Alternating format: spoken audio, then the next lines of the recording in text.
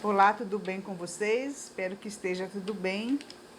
Hoje nós vamos estar fazendo mais uma vez o Evangelho com vocês, não é? Na nossa proposta de estarmos auxiliando a fazer o Evangelho no lar. Então, vamos reunir a nossa família, né? Chamar os nossos familiares, colocar a água na mesa, para que ela possa ser fluidificada pelos mentores da casa ao final da nossa reunião. Hoje nós estamos falando sobre o capítulo 2 do Evangelho.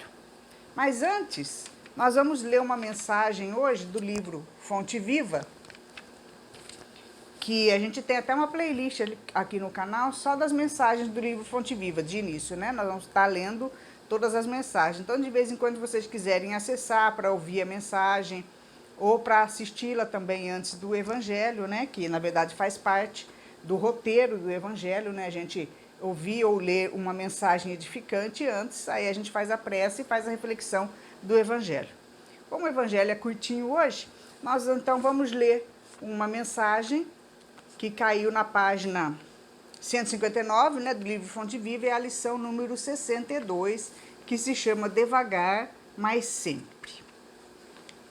Mas ainda que o nosso homem exterior se corrompa, o interior, contudo, se renova de dia em dia. Paulo aos Coríntios. Observa o espírito de sequência e gradação que prevalece nos mínimos setores da natureza. Nada se realiza aos saltos, e na pauta da lei divina não existe privilégio em parte alguma. Enche-se a espiga de grão em grão. Desenvolve-se a árvore milímetro a milímetro. Nasce a floresta de sementes insignificantes. Levanta-se a construção, peça por peça. Começa o tecido nos fios. As mais famosas páginas foram produzidas letra a letra. A cidade mais rica é edificada palmo a palmo. As maiores fortunas de ouro e pedras foram extraídas do solo, fragmento a fragmento. A estrada mais longa é pavimentada metro a metro. O grande rio que se despeja no mar é conjunto de filetes líquidos. Não abandones o teu grande sonho de conhecer e fazer nos domínios superiores da inteligência e do sentimento, mas não te esqueças do trabalho pequenino dia a dia. A vida é processo renovador em toda parte, e segundo a palavra sublime de Paulo, ainda que a carne se corrompa, a individualidade imperecível se reforma incessantemente. Para que não nos modifiquemos, todavia, em sentido oposto à expectativa do alto, é indispensável saibamos perseverar com o esforço de autoaperfeiçoamento, em vigilância constante, na atividade que nos ajude e enobreça. Se algum ideal divino te habita o espírito, não ouvides o servicinho diário para que se concretize em momento oportuno. Há ensejo favorável à realização? Age com regularidade de alma voltada para a meta. Há percalços e lutas, espinhos e pedrouços na senda? Prossegue mesmo assim. O tempo, implacável dominador de civilizações e homens, marcha apenas com 60 minutos por hora, mas nunca se detém. Guardemos a lição e caminhemos para diante com a melhoria de nós mesmos, devagar, mas sempre. Que Jesus nos abençoe. Vamos fazer a nossa prece? Então vamos acalmando o nosso coração, elevando o nosso pensamento ao Divino Mestre Jesus. E assim, amigo querido, nós agradecemos imensamente a oportunidade que temos nessa noite, mais uma vez, de estarmos aprendendo o Teu Evangelho. Abençoa-nos, Senhor, para que possamos compreender as suas lições e que possamos exercitar a prática no nosso dia a dia. Abençoa a nossa família que nesse momento se reúne em torno do Teu Evangelho para o aprendizado da melhoria da nossa alma. Cuida de todos nós, perdoando, Senhor, as nossas dificuldades e que possamos aproveitar os próximos momentos no aprendizado dos Teus ensinamentos. Se conosco, amigo querido, nos ampare e nos protege hoje e sempre. Que assim seja. Então, hoje nós vamos estar fazendo a nossa aula também com slides, porque é um texto curtinho, com o slide fica mais fácil da gente compreender, mas vai ser assim um pouquinho diferente, tá? Eu vou estar passando os slides e vocês vão me ver no cantinho da tela ali, tá? Para a gente possa estar interagindo e a gente possa estar fazendo uma pequena explanação, tá certo? Então, vamos para o nosso primeiro slide. Hoje é sobre a realeza de Jesus. A pergunta de Pilatos: és rei? E Jesus respondeu: tu dizes, sou rei. Não nasci, não vim a este mundo, senão para dar testemunho da verdade. Que era também um pedacinho do slide que nós vimos na nossa explanação do Evangelho passado. Então, hoje falando sobre a realeza, o que significava essa realeza de Jesus, né? Do título de rei que se davam a Jesus.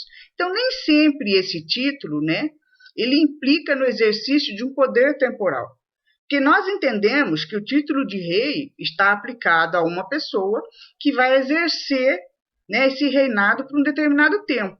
Ele assume o reinado, assume o poder, por assim dizer, que o rei geralmente ele tem um poder, e esse poder chamado de temporal, ele vai durar um certo tempo, desde o início que ele entrou, né, como rei, até a sua desencarnação ou até ele ser deposto, até ele ser substituído, né? Então, nós tivemos reis que impactaram a história, transformaram aquele grupo de pessoas, né? Influenciou aquele grupo de pessoas que estavam sob o seu reinado, tanto para o bem como para o mal, não é? Então, dá-se esse título a todo aquele que, pela sua genialidade, ele influi no progresso da humanidade. Então, a questão de rei é como se ele fosse um líder. Esse título de rei era muito usado na época passada, quando, né, as posições de líderes eram denominadas de rei, de reinados. Existiam reinados na época passada, né, há bastante tempo atrás, no nosso planeta, eram reinados em que havia um líder e que esse líder, pelas suas atitudes diferenciadas da maioria da população, ele influenciava no progresso daquele grupo.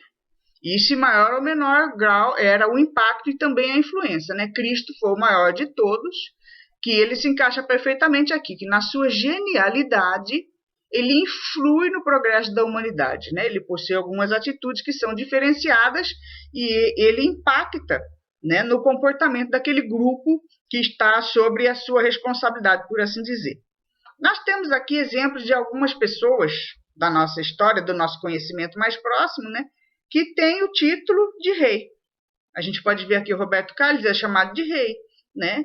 Ele causou uma transformação, ele tem um grupo de pessoas que o admiram, né? E ele é chamado o rei da música, né? Pelé, que também teve uma atitude diferenciada dentro do esporte, que recebeu o título de rei do futebol, com um grupo enorme de pessoas que o seguem, que o admiram, né? E o Ayrton Senna, que já desencarnou, né? E que também recebia o título de rei, que também promoveu uma diferenciação no seu comportamento, que todos o admiravam, que o seguiam, né, que gostavam das suas atitudes dentro do esporte da corrida. Então, esses três, nesse exemplo que nós estamos dando, eles conquistaram este título de rei por mérito pessoal, com as suas atitudes, com os seus esforços, né, e com as suas atitudes e o seu comportamento diferenciado. Eles tiveram e têm, no caso do Roberto Carlos, do Pelé, algo a mais, que faz com que a população se volte para eles e os admire, né? Então, esse título de rei, oriunda do mérito pessoal que vai ser consagrado pela posteridade. Quer dizer, ele vai ficar depois, e mesmo que eles já estejam desencarnados, cada vez que a gente for observar a história, eles sempre vão estar lá. Pessoas que deixaram uma marca diferente da grande maioria das pessoas comuns. Não é? O Ayrton Senna, que já desencarnou há anos, ele tem as obras sociais dele, ele causou todo um impacto de mudança dentro do próprio contexto da corrida, né? Da melhoria da segurança dos carros e tudo mais. Quando a gente vai observar a história dele, até hoje ele é lembrado como alguém que teve um comportamento diferenciado. Ele impactou aquela comunidade, aquela população, né? Trazendo algum tipo de benefício aquele grupo, né? Nós temos um outro exemplo aqui, ó, o rei Luís XVI Maria Antonieta, né, da França, também, né, que tiveram uma realeza temporal, né, um determinado tempo em que isso vai durar. Nem sempre essa realeza é conquistada por mérito pessoal, como nós vimos no slide anterior, no caso do Pelé, do Roberto Carlos, do Ayrton Senna, que eles foram fazendo os seus esforços, né, pessoais, eles foram conquistando com a sua luta do dia a dia e conquistaram a própria população, né, que o seguia, que acabou colocando esse título de rei por mérito pessoal deles. Mas a realeza também existe, né, de forma que não é por mérito pessoal, e também não era em outras épocas. No caso, né, de Luís XVI de Maria Antonieta, eles não foram conquistando o título de reis por mérito pessoal, e sim por algo que era determinado pela sociedade daquela época, que muitas vezes era através dos filhos, né? O rei anterior deixava seus sucessores e eles iam sendo não aclamados pela população, mas impostos, né, para a população, por assim dizer. Eram reis que vinham já da sua dinastia, sendo colocados de forma como sucessores da família. Então, eles não conquistavam esse título por mérito pessoal e nem sempre também eles eram amados, né? Muitas vezes nós tivemos os nossos irmãos que tiveram o título de rei na humanidade e que não tiveram boas atitudes, que foram reis e que eles trouxeram muito desgaste e, às vezes, muita maldade para aquele grupo de pessoas, para aquela população em que eles eram responsáveis. Então, não é porque se tem o título de rei que você é amado. Muitos foram odiados na nossa história. Agora, existe um outro tipo de realeza, que é a realeza moral. É aquela que vem da consciência, aquela que vem das atitudes, né? E essa realeza moral, essa liderança que você demonstra através das suas atitudes diferenciadas e fraternas dentro do ensinamento divino, né, de amar-vos uns aos outros, de fazer ao próximo que gostaria que te fizesse. Nós tivemos inúmeras personalidades, né, chamados de gênios, por assim dizer, que impactaram a humanidade, que impactaram um grande número de pessoas pelas suas atitudes fraternas, que demonstravam uma liderança, uma realeza, né, moral nos seus pensamentos, nas suas palavras, nas suas atitudes. Essa realeza, ela não é temporal, ela não tem um tempo de duração entre o nascer e o morrer. Ela é imperecível, essa realeza moral ela é eterna, porque ela está dentro do ser, ela é a sua conduta, que se diferencia da conduta da maioria de nós, habitantes do planeta Terra, seres comuns, que temos dificuldades no controle das nossas emoções, que não sabemos praticar a fraternidade e que, na grande maioria das vezes, nós fazemos o mal para as pessoas. Porque fazer o bem é algo tão raro que chega a virar até notícia de jornal, né? Muitas vezes a gente vê aí, alguém encontrou uma carteira, né, cheia de dinheiro e devolveu para a pessoa. Nossa, isso é tão raro que vira notícia de jornal. Aparece no Jornal Nacional. Chega a ser assim, até triste da gente imaginar, de ver como que nós somos na nossa população de planeta ainda inferiorizado, que você encontrar uma carteira cheia de dinheiro e devolver é tão raro no meio de milhões de pessoas que a gente aparece na TV, vira notícia de jornal nacional em rede nacional, que foi lá e devolveu a carteira que tinha 50 mil reais dentro. E tão raro que chega a virar. É triste da gente imaginar essa situação. Nós não temos essa realeza moral, né? Nós não temos moral, nós não temos comportamento fraterno.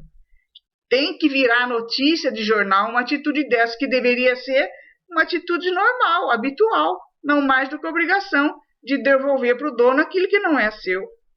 Então vamos continuar falando da nossa realeza moral, que ela é imperecível e ela é sempre conquistada, esse título de rei, né? De alguém que está, que cria aquele poder de liderança, que as pessoas se voltam para ele, passam a admirá-lo, é sempre conquistada por mérito pessoal, por esforço pessoal individual. A pessoa age daquela forma no seu dia a dia, buscando oferecer sempre o melhor. E, geralmente, ela possui atitudes tão fraternas, tão amorosas, que ele é sempre amado, ele é sempre admirado. Basta ver que nós admiramos, como o Chico Xavier aqui, por exemplo, que está no nosso desenho do slide aqui, né? O Chico Xavier, que nós amamos, que nós admiramos, né? Como Madre Teresa de Calcutá, também por toda a sua obra, por toda a sua demonstração de vida fraterna, que nós ainda não conseguimos ser iguais. Nós não temos essa hierarquia espiritual, toda essa fraternidade, esse amor que já está imperando dentro do coração deles, né? Que eles têm todo o mérito de receber esse título de realeza, por assim dizer, de serem os reis, os líderes, né? Os nossos exemplos de conduta sempre lhes são amados e eles ficam por toda a eternidade gravada a história da vida deles como exemplo para nós. E o maior deles, o maior rei, né, que transformou a humanidade, chegando a mudar todo o calendário nosso, de tão impactante que foi o seu reinado, né, a sua liderança, a sua demonstração de realeza moral, que foi o Cristo. Único cuja presença dividiu a história da humanidade em duas partes, antes do Cristo e depois do Cristo. Nós seguimos o calendário depois do Cristo, que, como eu já disse nas nossas explanações anteriores, depois que Cristo veio, o mundo nunca mais foi o mesmo. Então, alguém aí duvida que ele merece o título de rei, que ele é o rei, que ele é o nosso governador do planeta Terra, que é o dirigente do planeta Terra, que coordena tudo que acontece nesse planeta? Então, o significado: não nasci e não vim a este mundo senão para dar testemunho da verdade. Então, Jesus veio à Terra para instruir a humanidade sobre a lei do amor, que resume a lei de Deus. Aquela lei que a gente sempre fala que é o maior código moral do universo e que é a nossa receita de felicidade, em que nós temos que nos esforçarmos para modificar as nossas atitudes, os nossos pensamentos, os nossos sentimentos, para encontrarmos a verdadeira saúde, a saúde espiritual e, consequentemente, a saúde física. Quando nós conseguimos aplicar o maior mandamento divino que o Cristo veio trazer, aí sim, nós seremos um planeta feliz. Ele veio instruir, né, como rei, como ele era, com toda essa moral que ele tinha, como líder, né, espiritual, nos ensinar, né, sobre essa lei de amor. Ele veio trazer o ensinamento da verdade divina, que é o quê? A receita de felicidade para todos os seus filhos.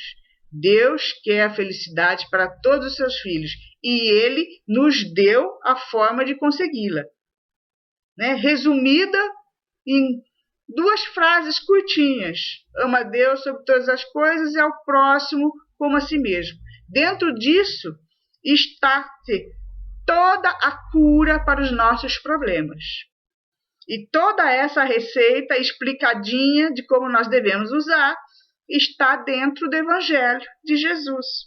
E nós especificamente estudando o Evangelho segundo o Espiritismo, porque além de ter todos os ensinamentos de Jesus, ele está acrescido da instrução dos Espíritos de uma forma mais atualizada, para que nós possamos entender nas palavras, na forma, na cultura que Jesus falava daquela época, para os nossos dias atuais. Então, dentro do Evangelho está a receita de felicidade que nós queremos. Quando o reino do Cristo será implantado na Terra? Então, essa busca do reinado de Jesus, né, que ele veio trazer. E aí nós nos perguntamos, mas naquela época perguntavam, né, que ele falava, não, eu sou o rei. E as pessoas tinham medo, os próprios reis da época, que ele tomasse o poder. Pensavam que era aquele poder temporário, que era aquele poder material, que ele ia destituir algum rei para assumir o trono dele. E não, Jesus dizia que ele veio implantar o reino de Deus na terra, né? E aí se perguntam muitas vezes até hoje, mas quando esse reinado de felicidade que ele veio trazer, das bem-aventuranças, vai ser implantado na terra? Porque tem gente que está esperando até hoje, né? Que Jesus venha com um grande exército para tomar o poder, para dirigir o planeta de uma forma humana, que a gente vê, que a gente conhece na nossa história, né? Que as conquistas sempre foram através da guerra, através das mortes, e os reis tomavam muitas vezes os países e determinadas comunidades pelo poder imposto através das guerras, causando destruição nas populações onde eles invadiam. Não é esse o reinado do Cristo. Então a pergunta é, quando o reino do Cristo será implantado na Terra? E a resposta, quando os valores espirituais se elevarem acima dos interesses materiais. Quando nós deixarmos de sermos extremamente materializados, de darmos valor muito mais para a matéria, de ficarmos pensando que a nossa vida é momentânea, que a gente tem que aproveitar tudo que pode, porque se vive só uma vez, e não é assim. Nós já vivemos muitas encarnações passadas, iremos viver outras tantas, e todas essas divergências que nós temos na sociedade, né, que nós olhamos e que aparentemente não conseguimos entender, porque existe tanto sofrimento de um lado e não de outro, que é chamado da justiça divina, estão relacionados ao nosso comportamento. Por sermos egoístas, por querermos sempre estar em primeiro lugar e deixar o nosso irmão de lado e muitas vezes, se possível, passar por cima dele. Então, o reinado do Cristo, esse reinado de felicidade, de paz que nós queremos, de saúde física, mental, né? Ela vai vir quando nós conseguimos entender o ensinamento divino e quando nós começarmos a prestar mais atenção nos valores espirituais, nos valores morais, do que nos nossos interesses materiais. O reino do Cristo na Terra será de paz e fraternidade entre os homens, porque é isso que está programado pelo Criador. Tudo evolui. E a programação do universo é sempre o que? De evolução, de melhoria, de felicidade para todos. Mas existe uma lei que precisa ser colocada em prática, que é a lei da fraternidade, da igualdade entre todos os seres. Todos têm que estar felizes, todos têm que estar bem e todos têm que se auxiliarem. Então, nós temos que ajudar o nosso próximo, que ajudar o nosso irmão, cada um fazer a sua parte, para que o reinado do Cristo, que é esse líder, esse ser que nós admiramos, que nós queremos ter a conduta dele, muitas vezes ainda não conseguimos, mas é no dia a dia que a gente vai treinando, e quando a gente conseguir, né, aos pouquinhos, e fazendo a nossa parte, melhorar a vida do nosso irmão, nós vamos igualmente melhorando a nossa, até que chegue um dia em que haverá a igualdade e a fraternidade entre todos os seres. Aí esse reinado, né, será de paz e fraternidade entre os homens. Esse é, assim, o maior impacto que ele deixou para nós, que foi a sua conduta, o seu exemplo, os seus ensinamentos, trazendo o Evangelho, que eu costumo dizer que é o maior manual de conduta moral que o planeta Terra já teve.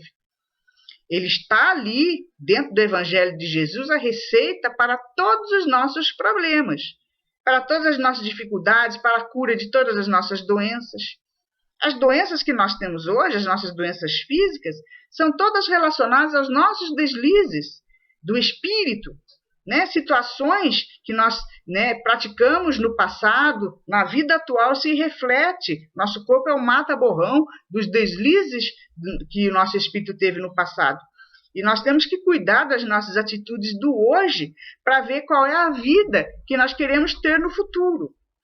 Porque o que nós temos hoje, nós éramos aquelas pessoas do passado que não pensamos no futuro.